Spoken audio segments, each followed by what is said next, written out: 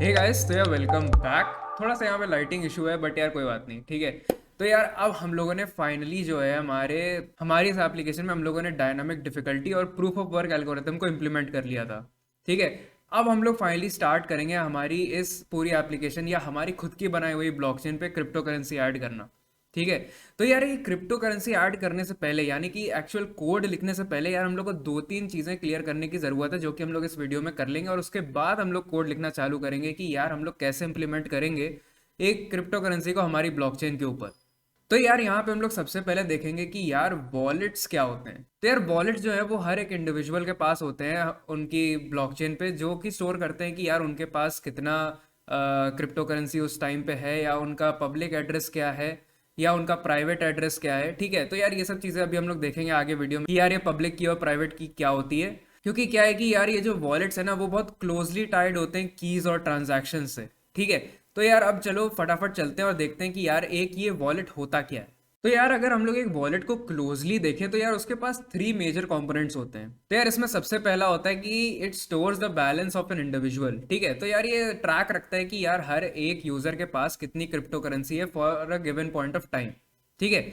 और सेकंड, इसके पास दो कीज होती हैं, एक प्राइवेट की होती है और एक पब्लिक की होती है। तो यार यहाँ पे ये जो हमारी पब्लिक और प्राइवेट कीज हैं ये काफ़ी बड़ा रोल प्ले करती हैं हमारे वॉलेट्स एंड ट्रांजैक्शंस के लिए, ठीक है। तो यहाँ पे प्राइवेट की क्या करती है, ये यूज होती है जनरेट करने के लिए एक सिग्नेचर, ठीक है। तो अगर तुम लोग कोई भी मैसेज या कोई भी ट्रांजैक्शन कर रहे होते हो ब्लॉकचेन के ऊपर, so it needs to be signed by someone who is doing it, who is performing it on the blockchain, ठीक है। तो यार अगर तुम लोग किसी के साथ ट्रांजैक्ट कर रहे हो तो यार तुम लोग को भी वो पूरा ट्रांजैक्शन अपने एक प्राइवेट की से साइन करके भेजना होता है, और उसी को हम लोग डिजिटल सिग्नेचर्स बोलते हैं ब्लॉकचेन पे। और ये काम हम लोग करते हैं प्राइवेट की से। और जो पब्लिक की होती है उसे हम लोग यूज करते हैं वेरीफाई करने के लिए कि यार ये सिग्नेचर वैलिड है कि नहीं है, ठीक है। मान लो तुमने कोई ट्रांजैक्शन करी, उस पर तुमने अपना सिग्नेचर किया प्राइवेट की से और वो चला गया ब्लॉकचेन पे, ठीक है। तो अब क्या होगा कि दूसरा बंदा जो है वो उस ट्रांजैक्शन को वेरीफाई कर सकता है तुम्हारी पब्लिक की यूज करके कि भाई हाँ इसी बंदे ने जो है उस ट्रांजैक्शन को परफॉर्म किया है इस ब्लॉकचेन के ऊपर, तो यार ये वैलिड ट्रांजैक्शन है और मैं इस पर कंप्लीटली विश्वास कर सकता हूँ। और दूसरी चीज़ जो पब्लिक की हमें प्रोवाइड करती है वो है पब्लिक एड्रेस, ठीक है। तो अगर तुम लोग कभी भी किसी भी ब्लॉकचेन एप्लीकेशन में जाओगे, यानी कि अगर तुम लोगों ने कभी ओपन सी यूज़ किया हो या मेटामास्क यूज़ किया हो, तो उसमें तुम लोग को एक एड्रेस दिख रहा होता है, मतलब तुम्हारे अकाउंट का एड्रेस, ठीक है। तो वो एक्चुअली तुम्हारी प्राइवेट की नहीं है, वो पब्लिक की है, ठीक है। क्योंकि प्राइवेट की जो है वो हमेशा सीक्रेट रखनी चाहिए और किसी को नहीं बतानी चाहिए, ठीक है। क्योंकि वो सिग्नेचर्स बनाने के काम आती है, और अगर किसी को पता चल गया कि तुम्हारे अकाउंट की प्राइवेट की क्या है, तो वो तुम्हारे अकाउंट के सिग्नेचर से ट्रांजैक्शंस या मैसेजेस जो हैं वो भेज सकता है ब्लॉकचेन के ऊपर, और वो मेलिशियसली उसको बेनिफिट कर सकते हैं, ठीक है। तो इसीलिए जो है पब्लिक की जो है वो पब्लिकली डिस्प्लेड होती है हर एक एप्लीकेशन पे या हर एक जगह जहाँ पे हम लोग किसी और को एक पब्लिक की देते हैं। उस पब्लिक की से फिर वो हम लोग से ट्रांजैक्शंस कर सकता है या कोई मैसेजेस भेज सकता है ओवर द ब्लॉकचेन, ठीक है। तो यार अब तुम लोग सोच रहे होगे कि यार अगर मेरी प्राइवेट की अलग है और मेरी पब्लिक की अलग है तो यार ट्रांजैक्शंस किस एड्रेस पे परफॉर्म होंगे, ठीक है। तो एक्चुअली क्या है कि ये जो पब्लिक की होती है वो तुम्हारी प्राइवेट की से ही डिराइव्ड होती है, ठीक है। तो एक्चुअली ब्लॉकचेन को पता रहता है कि तुम्हारी पब्लिक की कौन सी प्राइवेट की से लिंक्ड है, और उसे पता रहता है कि उसे एग्जैक्टली कौन सा एड्रेस पे जो है ट्रांजैक्शंस या मैसेजेस को सेंड करना है या उसे ट्रांजैक्ट करवाना है। अभी थोड़ी देर में हम लोग आगे जाके देखेंगे ये इस चीज़ को पूरे डिटेल में कि यार किस तरीके से पब्लिक की और प्राइवेट की जनरेट होती है, और किस तरीके से कोई मैसेज को हम लोग साइन करते हैं, और किस तरीके से हम लोग पब्लिक की से उस मैसेज को वेरीफाई कर सकते हैं कि यार इनफैक्ट ये उसी प्राइवेट की से साइन हुआ था। तो यार अब बात कर लेते हैं ट्रांजैक्शंस की ऑन अ ब्लॉकचेन, ठीक है। तो यार ये एक्चुअली ट्रांजैक्शंस दिखते कैसे हैं जब ये परफॉर्म किए जाते हैं एक ब्लॉकचेन के ऊपर। तो यार हमारे ट्रांजैक्शन के जो हैं वो दो मेन कंपोनेंट्स होते हैं, ठीक है। तो इसका जो सबसे पहला कंपोनेंट होता है उसे हम लोग इनपुट बोलते हैं, और ये कंटेन करता है हमारे एक्चुअल सेंडर का कुछ डेटा। तो इसमें सबसे पहले हम लोग प्रोवाइड करते हैं टाइम स्टैम्प, एंड ऑब्वियसली उसके पास कितना बैलेंस है, उसका सिग्नेचर और उसकी पब्लिक की, ठीक है। तो यार यहाँ पे हम लोग देख सकते हैं कि यार हमारा जो सेंडर है जो कि ट्रांजैक्शन परफॉर्म करने वाला है उसके पास अभी करेंटली 500 क्रिप्टो करेंसी उसके अकाउंट पे है, ठीक है। उसके बाद हम लोग उसका एक सिग्नेचर का ऑब्जेक्ट बना के पास कर देंगे, और फिर हम लोग हमारे सेंडर की पब्लिक की को अटैच करके एक इनपुट प्रॉपर्टी बना देंगे हमारे ट्रांजैक्शन की। और जो सेकंड प्रॉपर्टी होती है हमारे ट्रांजैक्शन की वो कंटेन करता है कुछ आउटपुट ऑब्जेक्ट्स, ठीक है। तो यार यहाँ पे हम लोग देख सकते हैं कि पहले आउटपुट ऑब्जेक्ट में हम लोग ये चीज़ प्रोवाइड करेंगे कि यार हमारा जो सेंडर है वो कितना amount of crypto currency send करना चाहता है। ठीक है, तो यार यहाँ पे हम लोग लिखेंगे कि अमाउंट 40, कि भाई हम लोग 40 क्रिप्टो करेंसी जो है भेजना चाहते हैं, और फिर हम लोग वो एड्रेस प्रोवाइड करेंगे कि किस एड्रेस को हम लोग को वो 40 क्रिप्टो करेंसीज भेजनी है।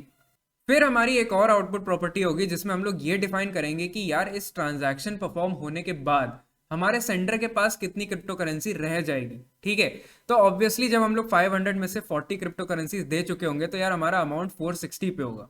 ठीक है, और फिर हम लोग वो एड्रेस भी लिखेंगे कि यार किस एड्रेस पे हमारी वो 460 क्रिप्टो करेंसीज बची हुई हैं। तो यार अब तुम लोग सोच रहे होगे कि यार ये प्रोवाइड करने की क्या जरूरत है, अब भाई 40 जा रहा है तो ऑब्वियसली अंडरस्टूड है ना भाई कि वो 460 बचा होगा उसके पास। ठीक है, तो एक्चुअली क्या है कि इन आउटपुट ऑब्जेक्ट से ही हम लोग पूरे ब्लॉक्स में पता लगाते हैं कि यार किस अकाउंट में कितना बैलेंस है। तो यार अगर हम लोग यहाँ पे सेकंड ट्रांजैक्शन की बात करें तो यार यहाँ पे हम लोग देख सकते हैं कि कोई और एक सेंडर है जिसके पास 300 क्रिप्टो करेंसी है और उसका एक पब्लिक एड्रेस है, और उसके बाद वो जो है वो 20 क्रिप्टो करेंसीज भेजना चाहता है हमारे ओ एक्स को 1 को, जो कि पिछले ट्रांजैक्शन में हमारा सेंडर था।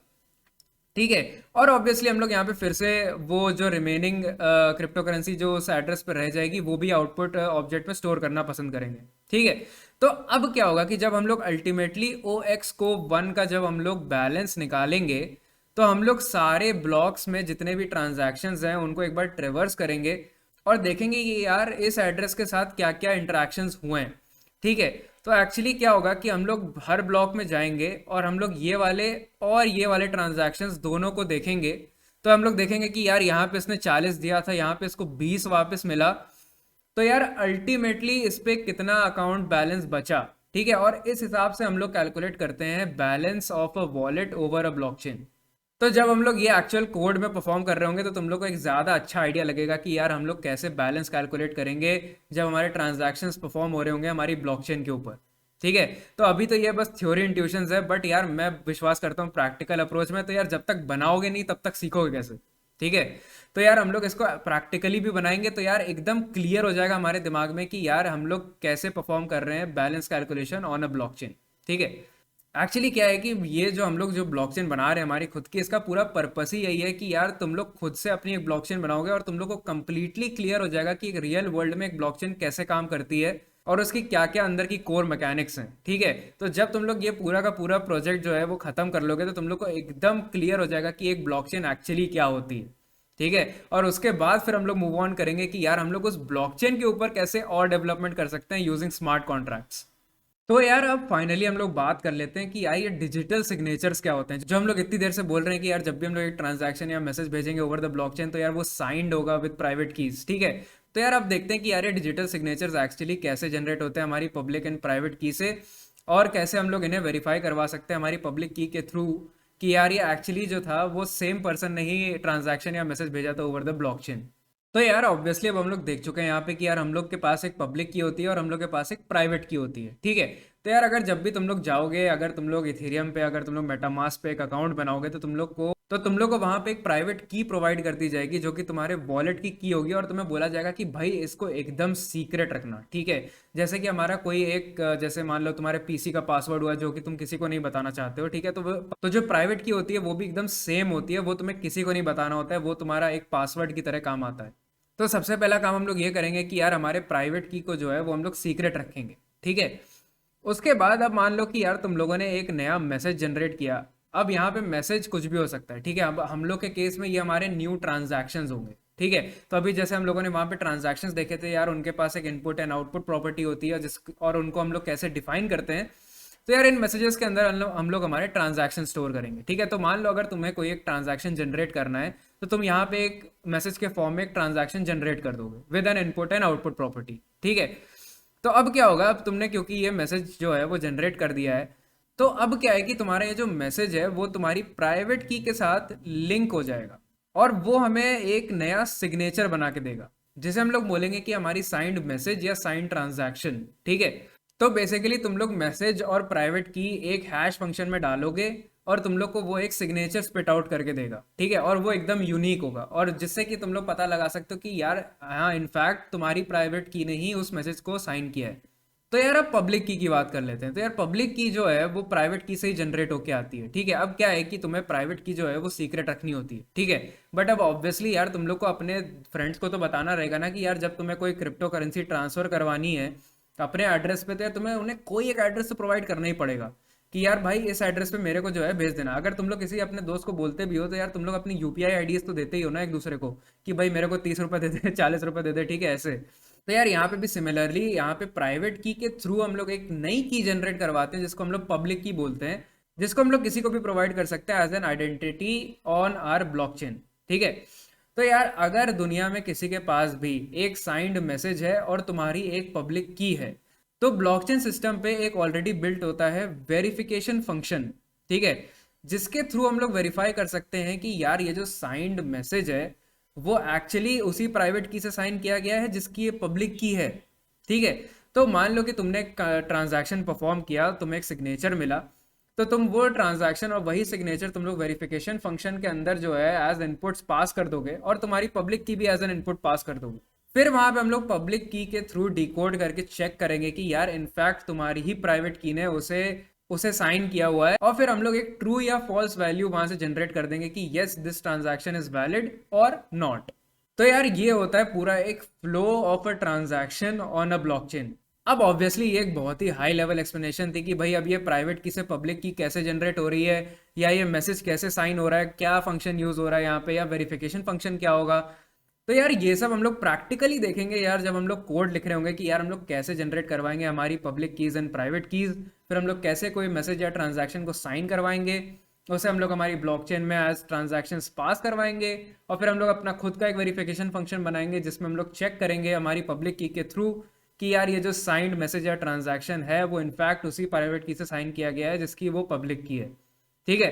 तो यार ये सब हम लोग करेंगे हमारी आने वाली वीडियोस में। तो यार तब तक के लिए keep chilling at the code को।